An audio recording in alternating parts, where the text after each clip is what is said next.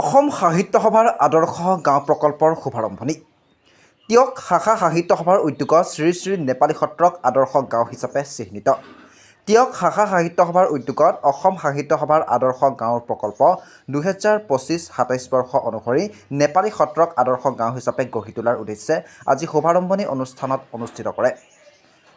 তিয়ক শাখা সাহিত্য সভাৰ উপসভাপতি পংকজ গোস্বামীয়ে আঁত ধৰা অনুষ্ঠানৰ এটি মংগলাচৰণ আৰু বৰগীতেৰে অনুষ্ঠানটি শুভাৰম্ভ কৰা হয়। উক্ত অনুষ্ঠানত অসম সাহিত্য সভাৰ সভাপতি বসন্ত গোস্বামী উপস্থিত থাকি এক সাৱলীল বক্তৃতা প্ৰদান কৰে। অনুষ্ঠানত সাহিত্য সভাৰ কেন্দ্ৰীয় বিষয়ববীয়া মণিৰাম লাহন, কাকজান মহাবিদ্যালয়ৰ অধ্যাপক তুফেল জিলানী, আকাশৰ সম্পাদিকা ৰুণু বৰগোহাঁইকে ধৰি কেইবাগৰাকীও বিশিষ্ট ব্যক্তি উপস্থিত থাকে। ইফালে অনুষ্ঠানতে তিয়ক শাখা সাহিত্য সভাৰ 2025 বৰ্ষৰ সাংস্কৃতিক বঁটা কৃষ্ণপদ কলিতালৈ আগবঢ়োৱা হয়।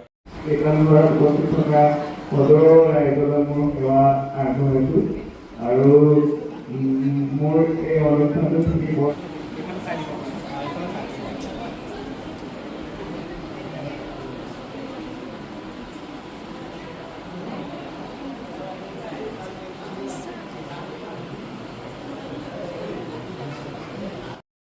অসমৰ জাতীয় জীৱনৰ কাৰণে এটা বৰ ঐতিহাসিক দিন, কাৰণ আজি অসম সাহিত্য সভাই নিজৰ দিন বুলি পালন কৰে বহাগৰ প্ৰথম তাৰিখটোত।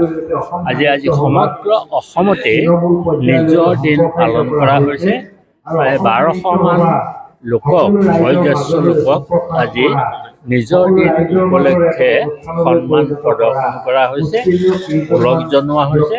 তাতোতকৈ ডাঙৰ কথাটো হ'ল যে আজি অসম সাহিত্য সভাৰ আদৰ্শ গাঁও প্ৰকল্পৰ প্ৰথমখন গাঁও তিয়কৰ নেপালী সত্ৰত আজি আনুষ্ঠানিকভাৱে আমি মুকলি কৰিলোঁ। সেই গাঁওখনৰ এইকেইটা চৰ্ত আমি ৰাখিছিলোঁ।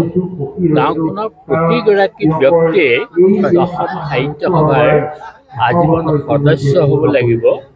আজি এই গাঁওখনৰ প্ৰত্যেকগৰাকী লোকে আজীৱন সদস্য হৈছে আৰু গাঁওখনৰ প্ৰতি ঘৰতে অনুষ্ঠুপীয়াকৈ হ'লেও এটা পুথিভঁৰাল থাকিব লাগিব। এই পুথিভঁৰালৰ ধাৰণাটো আচলতে আমি কৰিছোঁ যে আমাৰ ঘৰবিলাকত পঢ়াৰ পৰিৱেশটো প্ৰায় নাইকিয়া হৈ পৰিছে। গতিকে অসম সাহিত্য সভাই অনুভৱ কৰে যে আমাৰ উঠি অহা যিটো প্ৰজন্ম, যিটোৱে অসমত ভাবি কালটো প্ৰতিষ্ঠা কৰিব, সেইসকলক অন্ততঃ গ্ৰন্থৰ মুখী কৰি তুলিবৰ কাৰণে আমি পিতৃ মাতৃক, অভিভাৱকক আহ্বান জনাইছোঁ যে তেওঁলোকক এখন গ্ৰন্থ কিনি দিয়ক। তাৰ বাবে আমি প্ৰথম স্তৰতে ইয়াৰ প্ৰতি ঘৰ মানুহত এটা সৰু সৰু পুথিভঁৰাল স্থাপন কৰিবৰ কাৰণে পৰামৰ্শ দিছিলোঁ আৰু সেইমতে আমি পুথিভঁৰাল আজি আনুষ্ঠানিকভাৱে তাৰ দুৱাৰ উদ্ঘাটন কৰিলোঁ আৰু সময়ত এই পুথিভঁৰাললৈ এটা মহীৰূহ হ'বগৈ বুলি মই আশা কৰোঁ। আৰু তিয়কৰ পৰাই এই জয়যাত্ৰা আৰম্ভ হৈছে। আমি অসমৰ অন্যান্য ঠাইতো আমাৰ যিটো অসম সাহিত্য সভাৰ আদৰ্শ গাঁও প্ৰকল্প, যিটো অসমৰ অন্য ঠাইলৈও আমি বিয়পাই দিম। কাৰণ ইয়াত আমি আৰম্ভ কৰাৰ দুটা কথা আছে যে অসম সাহিত্য সভাৰ এই ঠাইখনৰ এটা ঐতিহ্যও আছে। দুগৰাকী প্ৰাক্তন সভাপতি বিনন্দ চন্দ্ৰ বৰুৱা আৰু যতীন্দ্ৰ নাথ গোস্বামীৰ জন্মস্থান। গতিকে আমি সুবিধা এটা পালোঁ, তিয়ক শাখা সাহিত্য সভাই ইয়াত অগ্ৰণী ভূমিকা পালন কৰিলে।